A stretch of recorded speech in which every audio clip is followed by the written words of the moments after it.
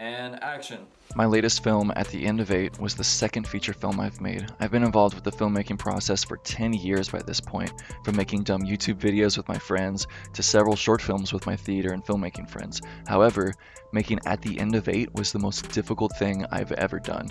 It first started when I saw the movie Don't Breathe in theaters. The movie has such a simple plot but is insanely good. I remember thinking to myself, I could make a movie like that. So I began writing the screenplay for At the End of Eight with Don't Breathe as an influence.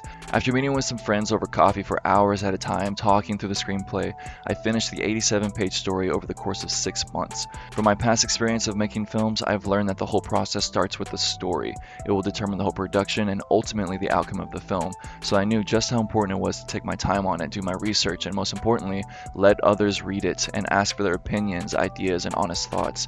I got some pretty harsh and embarrassing feedback at first, but it's better to get it from the beginning than from the final film. So pre-production began and I had multiple people jump on board as crew for the film. However, the majority of them backed out due to busy schedules, creative differences on the project, and the production being pushed back to the fall instead of that summer.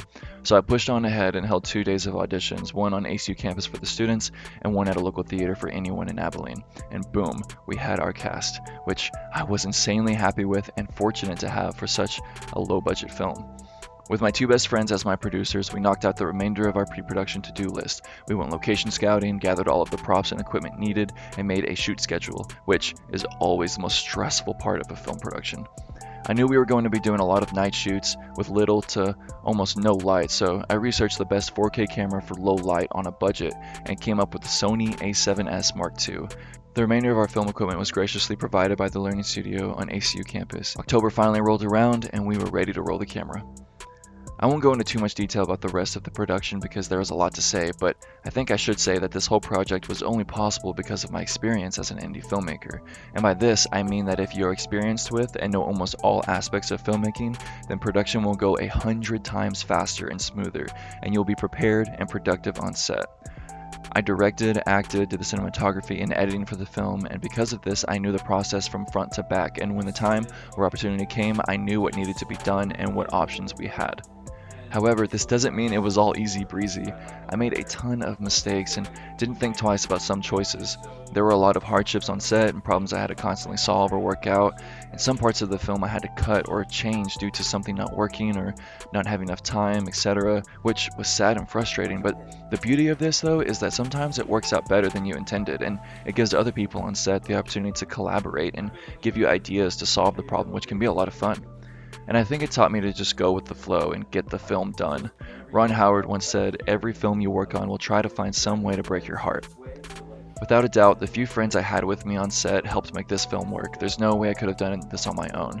A writer needs a pen, a painter needs a paintbrush, and a filmmaker needs an army. I even had some friends help on set who knew nothing about film, but they told me they had a blast. Don't be afraid to ask for help. You don't need professionals to make a film. So in the end, almost a year later, after several months of editing and reshoots, the film was at 1 hour and 20 minutes.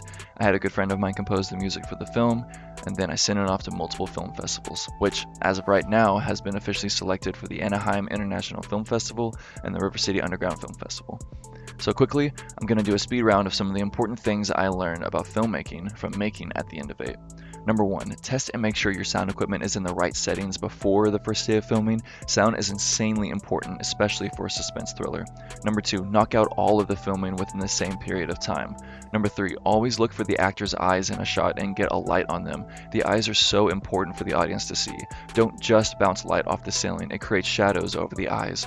So yes, at the end of the day, no pun intended, making At the End of Eight was the most difficult thing I've ever done, but it's also the best thing I've ever made, so far.